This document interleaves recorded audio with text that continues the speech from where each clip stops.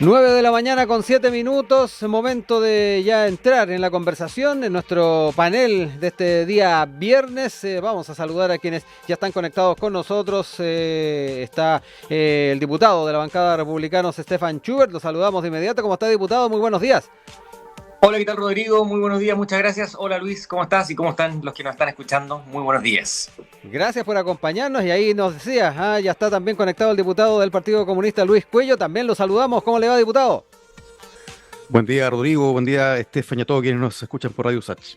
Bueno, varios temas que tenemos para conversar el día de hoy. Sin duda, lo que tiene que ver con los diálogos que se dieron entre Chile Vamos y el gobierno el día de ayer es una de las temáticas que va a ser importante conversar el día de hoy. Pero como es tradicional, tenemos nuestro tema del día para comentar con nuestra audiencia y que tiene que ver con estas declaraciones que se dieron en esta entrevista un poco más íntima con la presidenta Michelle Bachelet en CNN, donde ella daba cuenta de este tema vinculado a la cárcel de Punta Peuco y que la cerró, dio la orden, pero no le hicieron caso. Ahí también lo decíamos al principio, aludiendo a la figura del ministro en esa época de justicia, Jaime Campos. Ahí aludía además de que no le había llegado información o instrucción o resoluciones, haciendo un poquito de memoria, y esto fue además en la víspera del cambio de mando de la presidenta Bachelet. Quiero entrar también en ese tema, tratarlo brevemente, diputado Schubert. ¿Cómo ve también en el contexto que estamos de 50 años del golpe de Estado este tipo de declaraciones y particularmente que se establezca además el tema del cierre de Punta de Peuco y que estuvo a puertas de realizarse? Bueno, la verdad es que varias cosas al respecto. En primer lugar, la presidenta Bachelet hizo varias cosas en los últimos días. Yo creo que eso no es muy bueno ni muy sabio. Sí, ella tenía la decisión tomada y era algo importante para su gobierno. De hecho, ha sido tema de campaña este último tiempo, en las últimas 2 o 3 elecciones presidenciales, a lo menos. Creo que si ella tenía esa decisión tomada, debió haberlo hecho con tiempo justamente para poder aplicarla y hacerlo de manera oportuna. Ella hizo, tanto en su primer periodo como en el segundo periodo, muchas cosas y muchos cambios y propuestas y proyectos de ley el último día o los últimos días. Eso creo que no es bueno, en primer lugar. Creo que lo debe haber hecho antes. En segundo lugar, estamos en un tiempo de esto de los 50 años, de la conmemoración de los 50 años. Yo creo que un tiempo sensible. Y yo he lamentado lo que ha ocurrido con esto, porque esto ha reflotado un tema, una situación donde no tenemos acuerdo y que nos genera división, y es algo que a mí me preocupa mucho. Y esto genera hablar sobre Punta Peuco y hablar sobre muchas otras cosas más. ¿Por qué? Porque hoy día yo siento que este gobierno no tiene muchas cosas que plantear ni que mostrar, y que lo único en lo que se ha dedicado este último tiempo es hablar de lo ocurrido hace medio siglo, o sea, estar mirando hacia atrás en lugar de estar mirando hacia adelante. Y es lamentable porque sabemos sí, y tenemos certeza, que no estamos todos de acuerdo. Y siento que al hablar de esto nuevamente, de esta forma, una forma y una manera de enfocarlo es, bueno, estamos hablando del pasado para que no se repita, pero la verdad es que también lo que sabemos que está ocurriendo es meter el dedo en la herida. Y es una herida que no está sana. Entonces yo veo que ya estamos en un escenario polarizado. Yo noté sobre todo el segundo periodo de la presidenta Bachelet, una polarización política y social que siguió creciendo, y ahora con este tema creo que lamentablemente nos estamos polarizando otra vez más. Y lo preocupante es que tenemos grandes desafíos que amerita y justifica que nosotros trabajemos todos juntos. Solamente por mencionar educación, salud, pensiones, ahí sí que tenemos que estar todos de acuerdo, pero va a ser muy difícil, por un lado, llamar a acuerdos nacionales, pero por otro lado, estar metiendo la herida en temas de división, que efectivamente, si ustedes se dan cuenta, nos ha vuelto a polarizar aún más respecto de un tema donde, por ejemplo, personas como, no sé en el caso de Luis, pero en mi caso yo no había nacido, y nos vemos involucrados nuevamente. O sea, estamos traspasando a esta generación, y ojalá no lo hagamos a la próxima generación, un tema muy, muy complejo. Entonces, la verdad, yo lamento el enfoque. Me hubiera gustado que hubiera tenido otra mirada estos 50 años. Diputado Cuello, también ahí le dejo la palabra para también tratar brevemente lo que han sido estas palabras de la expresidenta y entrar un poco también en las palabras del diputado Schubert. De ahí hablaba del tema de la polarización que se ha estado dando a la luz de esta conmemoración, pero también es pertinente no dejar debajo de la alfombra los temas que están pendientes. Ahí veamos cómo también lo ve usted. Sí, claro, bueno, hay varias dimensiones que se pueden abordar frente a esto. O sea, lo primero, respecto de la actuación del ex ministro Campos, yo creo que habla muy mal de él, su actuación, porque, o sea, primero los gobiernos democráticos duran y administran el país hasta el último minuto de su mandato. Eso ocurre con los gobiernos democráticos. Claro, la dictadura hizo muchas leyes de amarre en el último día, pero en ese caso está hablando de un régimen autoritario. Pero un gobierno democrático como el gobierno de Michelle Bachelet perfectamente pudo haber tomado esa. Habla muy mal de Campos, del ex ministro de Justicia, porque a él nadie lo eligió. Su autoridad emanaba de la designación, de la confianza que le tuvo la expresidenta Bachelet, y por lo tanto él debió haber obedecido esa instrucción, esa orientación de la presidenta y haber firmado el decreto. Entonces creo que es gente que en realidad, yo creo que habla de una deslealtad del ex ministro Campos con la presidenta Bachelet. Creo que hay una necesidad de superar este privilegio que se otorgó a criminales de lesa humanidad al construir esta cárcel especial, que uno incluso puede asimilarla con las cárceles que se construyeron en Colombia para los jefes narcos. Un privilegio, es una cárcel privilegiada para criminales de lesa humanidad, para gente del Estado que cometieron terrorismo de Estado, y por supuesto que es un desafío pendiente. Yo creo que aún es tiempo para poder cerrar este penal especial y destinarlo a otros fines. Y creo que eso es pertinente abordarlo en este contexto 50 años del golpe de Estado. Y finalmente, por supuesto que no hay que digamos, esconder las cosas bajo la alfombra, y para construir una sociedad sana hay que aprender de la historia, y aprender de la historia también significa reconocer que hoy día aún hay una herida abierta, y esa herida abierta lo es porque no se encuentran los cuerpos de los detenidos desaparecidos, porque no ha existido justicia, ha existido impunidad, no hay reparación, y por lo tanto hay un deber del Estado de establecer garantías de no repetición, y eso no se logra tapando el pasado, además el pasado reciente. Acá creo que hay un debate histórico que dar, pero sobre todo hay una deuda de la sociedad en términos de justicia, reparación y de verdad sobre todo, y por lo tanto creo que eso hay que abordarlo de frente, de cara al país, de cara a la sociedad, y por lo tanto también hay que, a mi juicio, asumir un compromiso, como lo propuso el presidente Boric, de todos los sectores políticos, de condenar el golpe de Estado del año 73, y condenar también las violaciones de los derechos humanos, y creo que eso hasta ahora no ha ocurrido. Vamos a ahí dejar entonces también para que nuestra audiencia pueda comentar este tema del día, y los diputados Schubert y Cuello marcaron también sus opiniones en torno a este tema, así que vamos a ver si se motivan también nuestra audiencia en ello. Nos vamos a uno de los temas propuestos el día de hoy. Se habló en varios diarios, en también portales, de catarsis, de lo que ocurrió el día de ayer entre el gobierno y Chile Vamos, con estas 2 horas y media de reunión para ir zanjando muchos de los temas, lo que tiene que ver con las reformas que están de una u otra forma trabadas, lo que tiene que ver también con la agenda de probidad a la luz de los escándalos del caso Convenios. También se ahondó en los temas de seguridad, pero lo claro es que se va a seguir conversando, se espera establecer mesas técnicas. Sin ir más lejos, también los 3 partidos de Chile Vamos acordaron nombrar representantes de cada una de las colectividades para buscar estos entendimientos en estas líneas. El diputado Ramírez va a estar por lo pronto en la UDI, Evópoli está barajando nombres donde podría ser el senador Cruzcoque, y la IRN todavía está por decidirlo. Sin embargo, no se llegó a buen término todavía, las caras tampoco fueron de mucha alegría por lo que se ha planteado. ¿Por dónde podemos seguir entonces abordando estas temáticas para tratar de llegar a un punto común, consenso, y sacar adelante no solamente la reforma, sino que además esta agenda que el propio presidente, después del cambio de gabinete, estableció y que iba a estar presente en la reunión del día de ayer? Diputado Schubert, lo dejo ahí con la palabra, saber también cómo lo están viendo desde la perspectiva de republicanos estas reuniones, y efectivamente cómo seguir cada uno de estos temas planteados. Bueno, las reuniones me parecen muy saludables. Yo creo que el gobierno tiene que necesariamente estar de manera permanente dialogando con todas las fuerzas políticas, con los partidos y con las distintas agrupaciones, y creo que eso es bueno, es saludable. El gobierno está en un momento muy complejo, tiene una agenda paralizada, tiene una agenda incluso semanal que lleva 2 meses paralizado, y tiene que retomar. Y yo espero que este ajuste de gabinete pueda servir de alguna manera para aquello, pero también tenemos unas propuestas de gobierno que prácticamente no se han podido materializar. Yo he visto poco avance, y estamos cayendo en esto de la administración, administrar el Estado. El problema es que nos quedan 2 años y medio y necesitamos efectivamente avanzar en muchas cosas. El problema está en los planteamientos, ¿no es cierto?, que ha hecho el gobierno, y pensando, por ejemplo, en el caso del alza tributaria y de la reforma del sistema de pensiones, donde aparentemente no hay acuerdo, pero me parece muy saludable la reunión que tuvo ayer Chile Vamos con el gobierno, y que el gobierno la siga teniendo con el resto de los partidos. ¿A usted no lo han convocado todavía, diputado? Yo entiendo, mire, yo no soy militante, por lo Sí, sí, tanto sí, pero ahí ha conversado con desconozco los el de su detalle, pero bancada. sí, pero es que como bancada, Mm. el gobierno se ha puesto en contacto con los Con los partidos, no con partidos las mismos, bancadas. sí.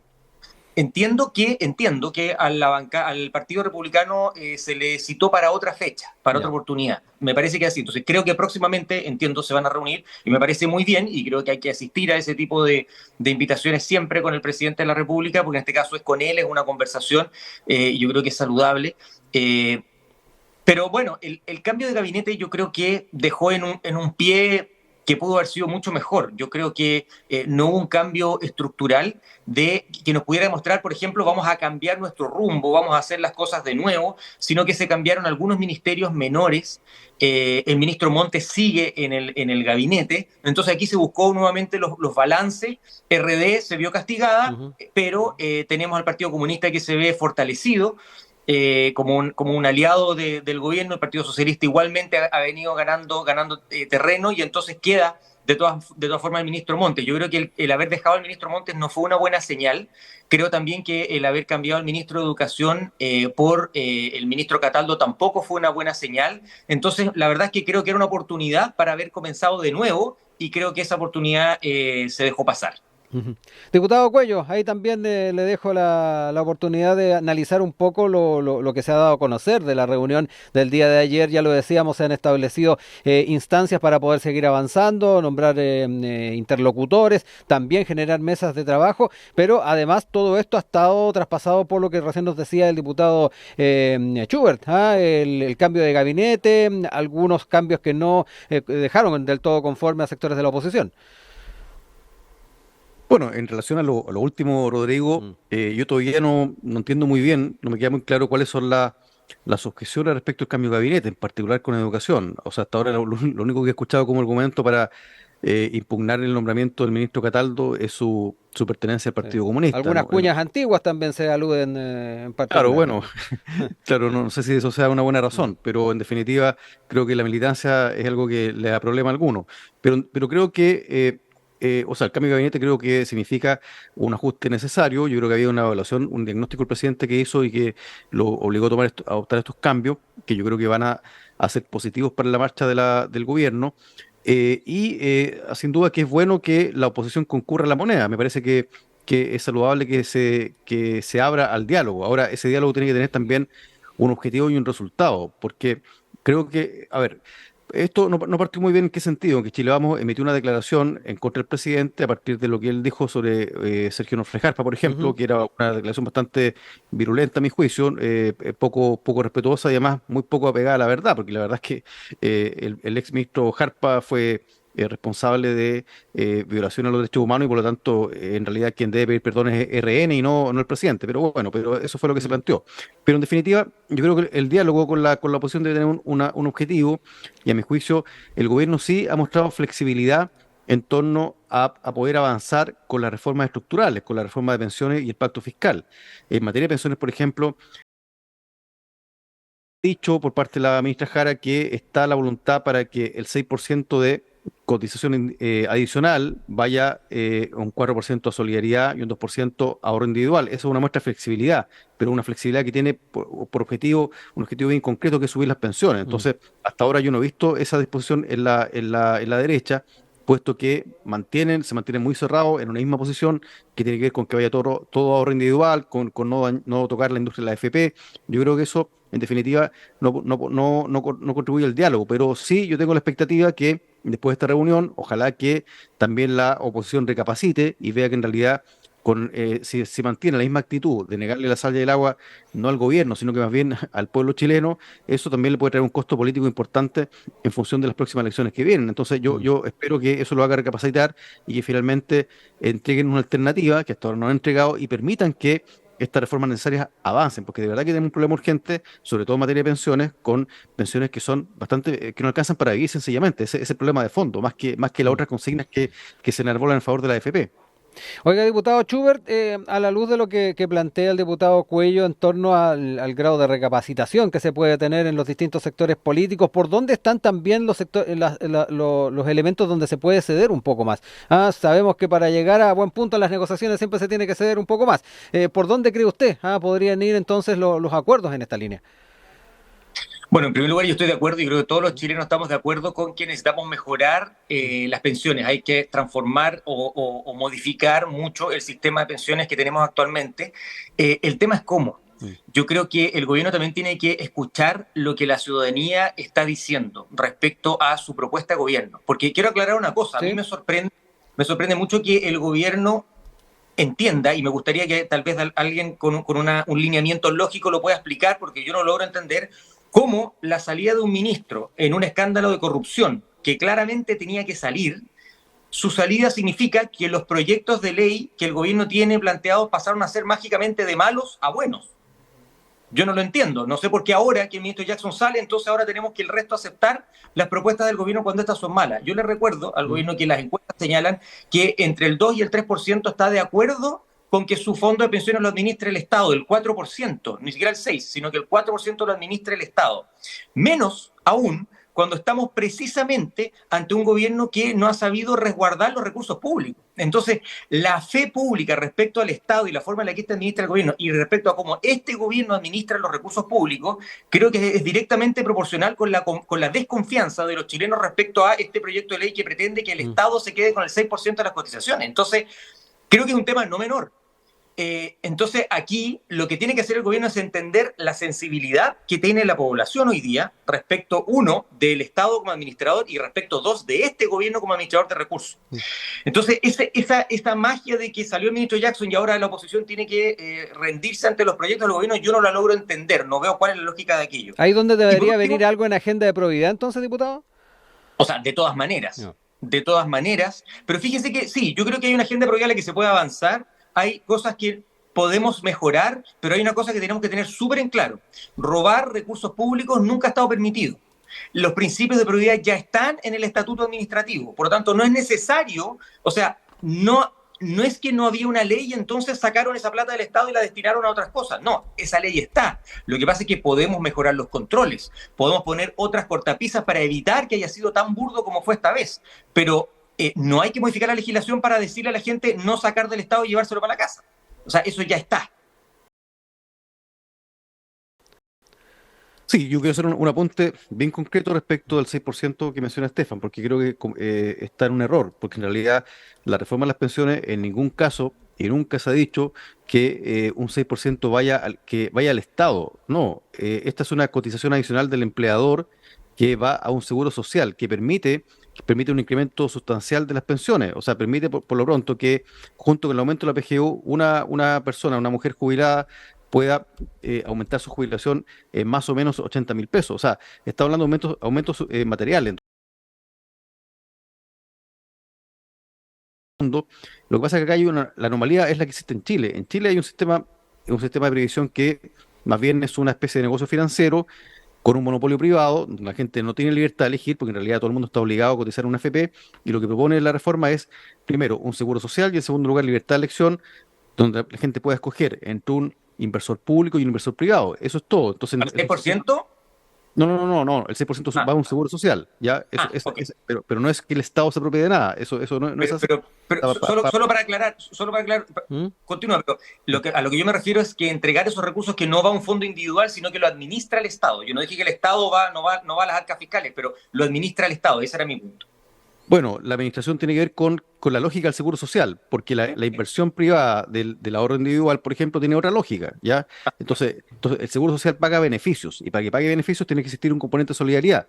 Con ahorro individual, como lo propone la derecha, que el 6% vaya a ahorro individual, ¿eso qué significa? Significa la posibilidad de que las pensiones puedan aumentar de aquí a 40, 50 años más. Eso es, incluso lo reconoció la ex ministra del Trabajo de Piñera. O sea, la fórmula de Piñera que es más o menos la misma, o sea, todo ahorro individual significa dejar sin nada a los actuales jubilados. Entonces, eso para precisarlo.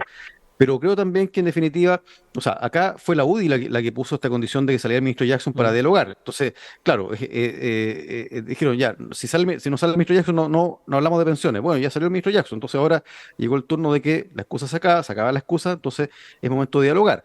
Pero lo importante es que, en definitiva, el diálogo debe ser construido, y yo ahí también tomo lo que dice Rodrigo, que una negociación, una conversación debe ser partir de la base que hay que ceder. ¿Ya? O sea, pero el problema es que el gobierno hasta ahora ha mostrado voluntad de ceder, o sea, de llegar a un punto de encuentro, a un punto de convergencia. Sin embargo, la oposición no, la oposición se niega, y el ministro, o sea, y el expresidente Piñera también lo expresó así. O sea, en el fondo no está de acuerdo con nada. Entonces, ¿cuál es el punto? Yo creo que acá, en definitiva, hay que superar esta pretensión de boicotear al gobierno, hacer que fracase, porque en definitiva, cuando fracasa, si el gobierno en el fondo no logra su objetivo, quien sufre o quien sufre las consecuencias es la gente, es el pueblo chileno, que finalmente no puede mejorar sus condiciones de vida, porque lo que está de fondo acá y lo que la gente realmente requiere es mejores condiciones materiales. O sea, cuando uno ve una persona que tiene una jubilación autofinanciada, que le entrega a la AFP de 50.000 pesos, que mejora con la PGU, obviamente que eso no alcanza para vivir ni 2 semanas. Entonces yo creo que Sí. ese es el punto de fondo que se queda un poco escondido. Sí, diputado Cuello, antes de darle la palabra al diputado Schubert, también se establecía el tema de las garantías respecto a los recursos públicos, y de ahí además que se hablara de una agenda de probidad. ¿Cómo ve también el poder potenciar aquello en aras de poder a llegar a estos acuerdos tan necesarios? Sin duda, o sea, acá por supuesto que todas aquellas contravenciones a la ley, los actos de corrupción deben ser perseguidos y castigados por investigaciones administrativas, penales. Eso es así. Y lamentablemente muchas de estas cosas han ocurrido en gobiernos regionales, pero hay que castigarlo. Yo creo que acá no hay ningún tipo de defensa corporativa. En segundo lugar, se requiere una agenda de probidad para fortalecer controles, pero también para reducir espacios que generen, que puedan ser proclives a la corrupción. Y ahí hay un debate bastante estratégico respecto del principio de subsidiariedad. Yo he mencionado varias veces un ejemplo del municipio de Vitacura, que está Mm. internalizando los servicios que habían sido delegados a organismos privados, como una forma también de combatir los espacios de corrupción. Entonces yo creo que es un debate más largo que hay que Sí. transparentar, porque finalmente la sociedad extrema genera estos espacios de corrupción. O sea, eso hay que debatirlo. Diputado Schubert, tomando también parte de lo que nos señalaba el diputado Cuello respecto a la figura que se ha dado en este caso de las fundaciones y el carácter regional de muchos de estos casos, me recordé de algo que conversábamos ayer con el diputado Jorge Guzmán, diputado de Bópoli, donde él también, a la hora de hablar del cambio de gabinete, ponía su mirada en lo que está pasando también en los gabinetes a nivel regional, lo que está pasando en los distintos lugares de nuestro país, también a la hora de entender la eficiencia con la que están trabajando las secretarías regionales ministeriales, por ejemplo. ¿Cómo ve también ese tema a la hora de abordar en serio la agenda de probidad? Bueno, yo creo que fue una muy mala señal el que los gobiernos regionales que están recién estrenándose ¿Mm? se vean envueltos 11 regiones en estos casos de presunta corrupción. Y digo presunta corrupción porque, por supuesto, va a haber que analizar cada uno de esos casos en cada una de esas regiones, luego de que avancen las investigaciones del Ministerio Público, porque me imagino que no todas las denuncias efectivamente corresponden a actos de corrupción, ¿no es cierto?, y a dineros entregados de manera errada. Habrá que analizar cada caso, por lo tanto, quiero hacer esa Sí. salvedad porque me parece lo justo, que es lo correcto. Ahora, que sí está en cuestión la administración de muchos recursos por parte de los gobiernos regionales, Sí, que están y de las compuestos delegaciones, para ser más precisos, además, diputado. Sí, pero entiendo que el cuestionamiento más bien Sí, sí, existe respecto a los gobiernos regionales, sí. pero también hay seremías, y en el caso también central, también son ministerios los que están Mm. siendo cuestionados. Entonces, aquí iba, que estamos en un intento de descentralizar nuestro país, que ha sido un asunto transversal que todos queremos hace mucho tiempo, y necesitamos que las decisiones se tomen en los lugares donde van a verse afectados por las decisiones y no en Santiago. El problema es que en este primer intento de gobernadores electos democráticamente con un presupuesto atractivo para tomar decisiones respecto a la región, nos vemos en estos cuestionamientos que, hago la salvedad, no son todos delitos, pero que están en cuestionamiento y que luego veremos cuántos de ellos efectivamente corresponden a ilícitos. Pero es una muy mala señal porque no. Espero que esto no signifique retroceder en volver a centralizar Eso es lo que quiero decir. Uh ¿Por -huh. qué? Porque además el hecho de que esté centralizado en el gobierno central no es garantía de que no vaya a haber corrupción. La prueba de ello es que los primeros casos tienen que ver también con ministerios y con seremías. Entonces, no necesariamente son los gobiernos regionales los que nos llevan a actos de corrupción, y yo espero que sí podamos poner las cortapisas y que estas administraciones tengan, por ejemplo, como debería ser, que no solamente el gobernador pueda asignar los recursos de manera directa, sino que tenga que ir en consulta con su gabinete, con sus consejeros regionales, porque eso, en el entendido que los consejeros va a haber multiplicidad de representantes, puede evitar la entrega de estos recursos de manera así voluntaria y sin fiscalización, porque eso va siendo indispensable. Yo creo que es importante mantener los recursos en las regiones, mantenerlos en las decisiones locales, pero poner, como decía el diputado Cuello, cortapisas para evitar que esto se entregue de manera discrecional. Diputado Cuello, para ir cerrando el tema, ir a nuestra pausa y después ir tocando otra de las temáticas. Le dejo ahí el tiempo. Sí, o sea, bueno, claro, esto en realidad no se trata de la seremía, sino que es más bien de los gobiernos regionales que son autónomos, ¿ya? Pero, y claro que es preocupante que en definitiva esto ocurra tan temprano, pero también creo que hay una discusión que nos traslada a las facultades o la musculatura que debería tener un gobierno regional. O sea, si un gobierno regional solamente se dedica a traspasar recursos a fundaciones o a organismos públicos, que en el fondo es lo que hasta ahora hacen, creo que no es una auténtica descentralización. O sea, un gobierno regional debería tener más cuerpo, y eso implica tener facultades, atribuciones, pero también recursos humanos y materiales para ejecutar debidamente esas facultades. Entonces, me parece que esto debería ayudar más que a debilitar la descentralización, debería ayudar a lo contrario. O sea, como en el fondo, si estamos convencidos de que hay que descentralizar, bueno, entonces dotemos a los gobiernos regionales de estos instrumentos de política pública para poder gobernar realmente, porque esto de traspasar recursos no es gobernar, eso es sencillamente como una Administrar. intermediación de recursos, claro. Son 9 de la mañana con 38 minutos, estamos en nuestro panel del día de hoy junto al diputado Luis Cuello del Partido Comunista, también el diputado de la bancada republicana Stefan Schubert, tratando diferentes temáticas, y ahora nos quedamos con estas jornadas claves que está viviendo el magisterio ante un eventual paro nacional indefinido. Sin ir más lejos, van a estar desarrollando durante el día de hoy, esto empezó el día de ayer, pero se mantiene el día de hoy, esta Asamblea Nacional donde se a estar definiendo el futuro de las movilizaciones. Recordemos que ya han habido instancias donde han paralizado por un día, por 2 días, y estamos a la expectativa también de cuál es la posición que se asume por parte del magisterio. Además, tomando en cuenta que el diagnóstico que han hecho en particular es que desde el gobierno no han dado líneas, no han planteado soluciones claras. Así que vamos a ver qué es lo que ocurre. El escenario en el que estamos, pero además, ya lo estuvimos conversando en la primera parte, saber cuánto puede también aportar en esta discusión y en la búsqueda de soluciones el nuevo ministro Nicolás Cataldo. Diputado Cuello, empiezo con usted. Bueno, yo entiendo que hoy día, bueno, se continúa la asamblea del Colegio de Profesores, ellos tienen un petitorio que está vinculado con demandas históricas y algunas más actuales que apuntan, por ejemplo, a la solución de la deuda histórica, a la mejora de los servicios locales de educación pública, que en muchas partes, yo conozco acá en la región del país, están en condiciones bastante difíciles, y por lo tanto son demandas que surgen de la realidad.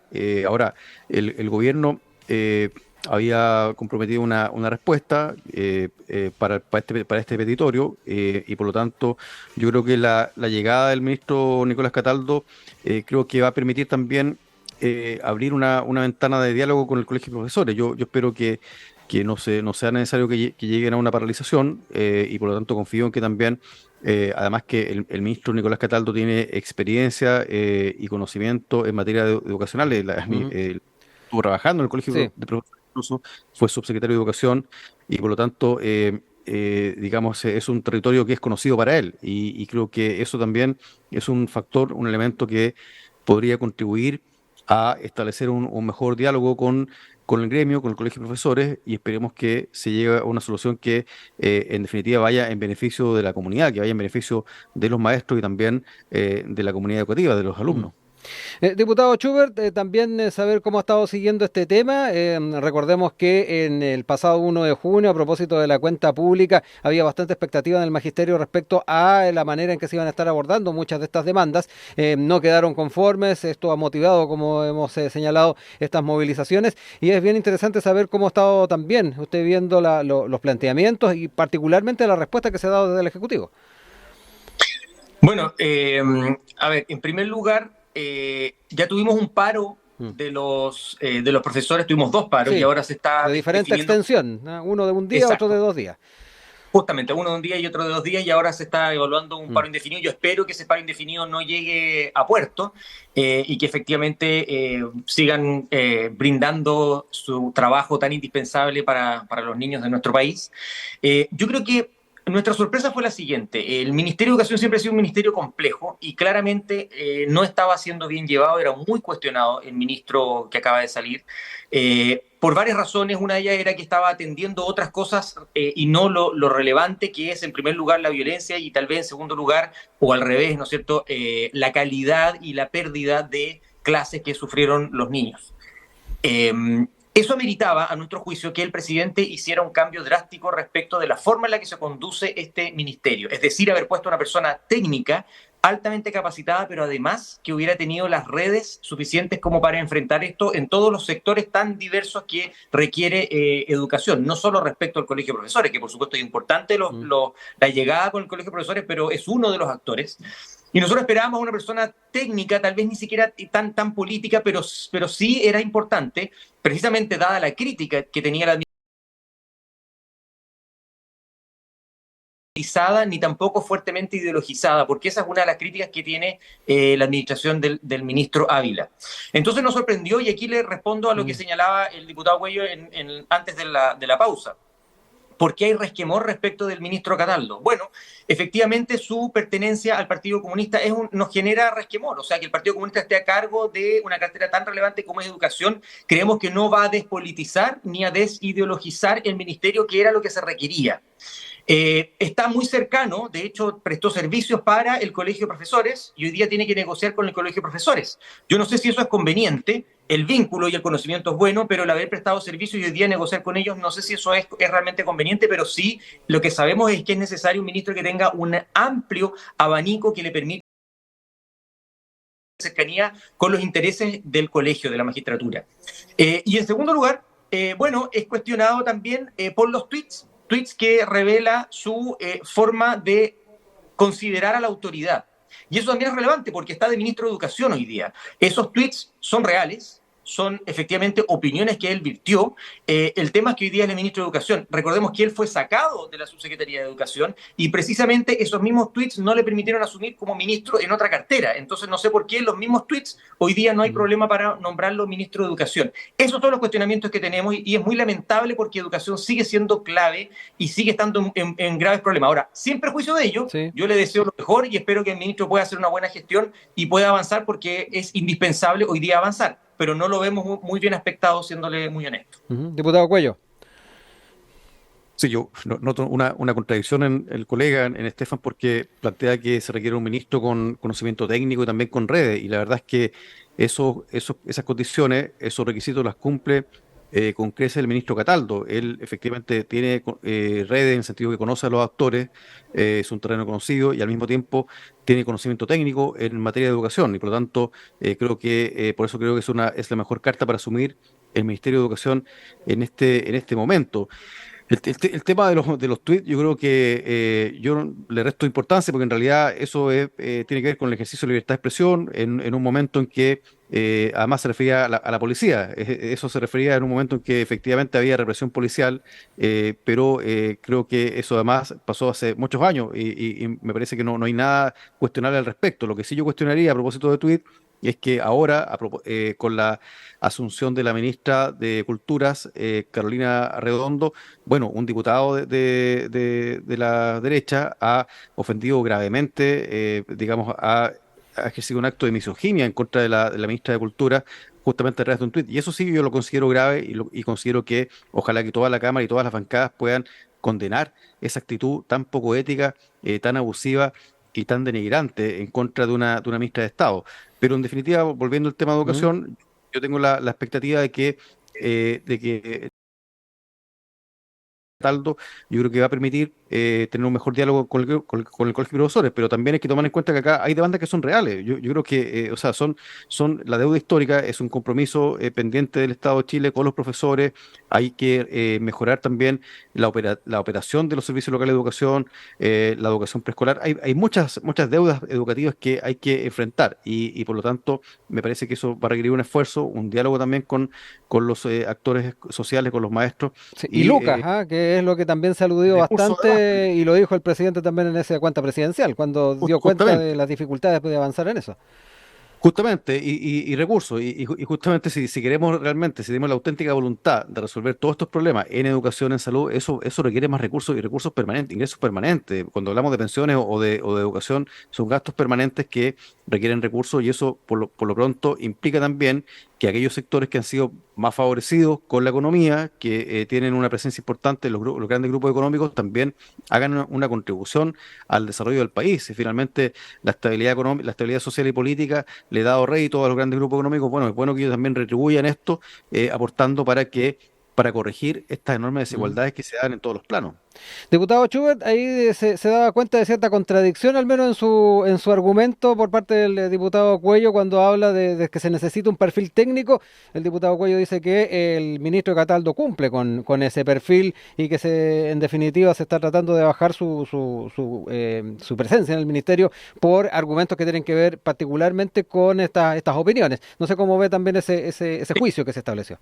Sí, a ver, yo creo que ser profesor no lo transforma en un experto en educación. El haber trabajado para el colegio de profesores, creo que tampoco. No digo que no conozca y que no sepa educación, pero así como catalogarlo como un experto en educación, creo que hay otras personas más preparadas que él para conducir una cartera como esta.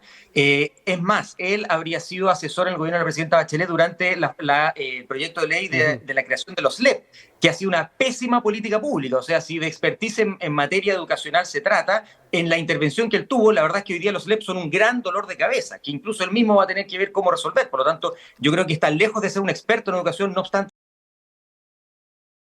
Ahora, hay otro asunto. El